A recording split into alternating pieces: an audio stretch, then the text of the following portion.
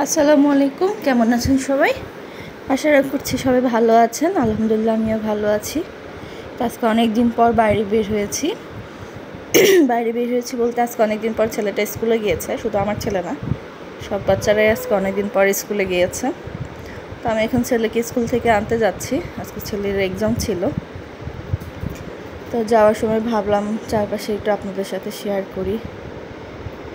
আসলে অনেক দিন পর আজকে বাচ্চারা স্কুলে যেতে পেরে খুব আনন্দ হচ্ছে ওদের। আমার ছেলেরও খুব আনন্দ হচ্ছে, তার বন্ধুদের সাথে দেখা হয়েছে। প্লাস আমারও খুব ভালো লাগছে, কারণ কক্সবাজার থেকে আসার পর এই পর্যন্ত আমি আর বাসা থেকে বের হইনি, আজকেই প্রথম বের হয়েছি। তো চলেন আঞ্জারকে নিয়ে আসি।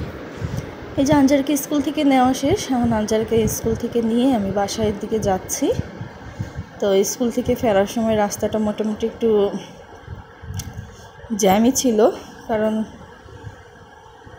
সবার একসাথে ছুটি, প্লাস যে গরমে অবস্থা খারাপ। তারপরেও আলহামদুলিল্লাহ কয়েকদিন যাবৎ গরমটা কম।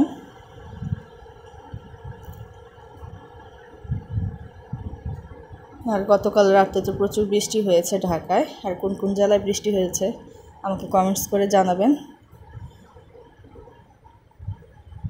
এই যে আমার বেলমাথা, সে স্কুল থেকে বের হয়ে এসে পানি খাচ্ছে, গরম ছাড়ে না। তো আসার পথে কিছু সবজি কিনবো। এই যে আসার সময় পুঁই শাক আর ডাঁটা কিনে নিয়ে আসছি। পুঁই শাকটা আজকে রান্না করব, আর ডাঁটাটা রেখে দেবো কালকে রান্নার জন্য।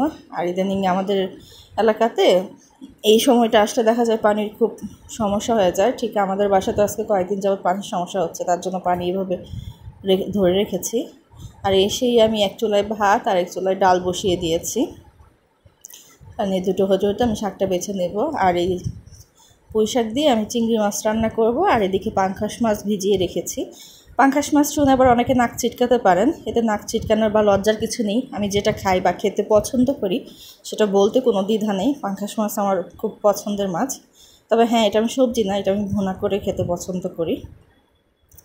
এদিকে এসে দেখি আমার পানির ফিল্টারের ভিতরে মেশিনটা মেয়াদ শেষ, এটাও আনতে হবে। এদিকে আমার ফ্রিজটাও নষ্ট, মানে কি একটা অবস্থা, আমার ঘরে পুরো দুর্যোগপূর্ণ অবস্থা।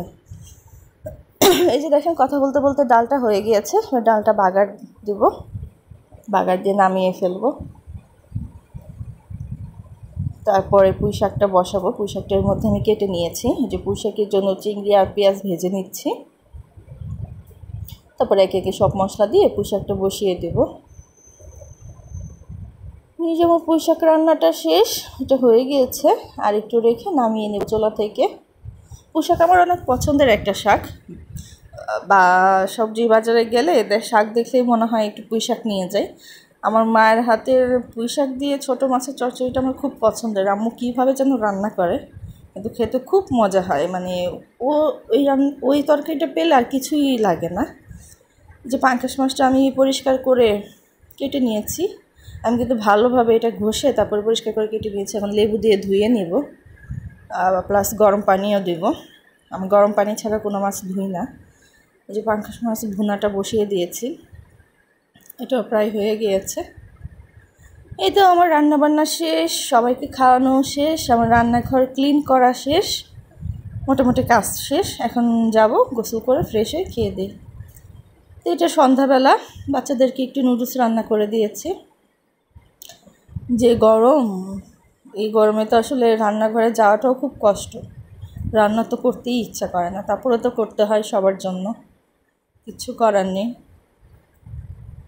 আর বাচ্চা থাকলে তো আরও কিছু কম নেই। তো আজ এখানে সবাই ভালো থাকবেন, সুস্থ থাকবেন, আর আমার চ্যানেলটি প্লিজ সাবস্ক্রাইব করবেন। আল্লাহ হাফেজ।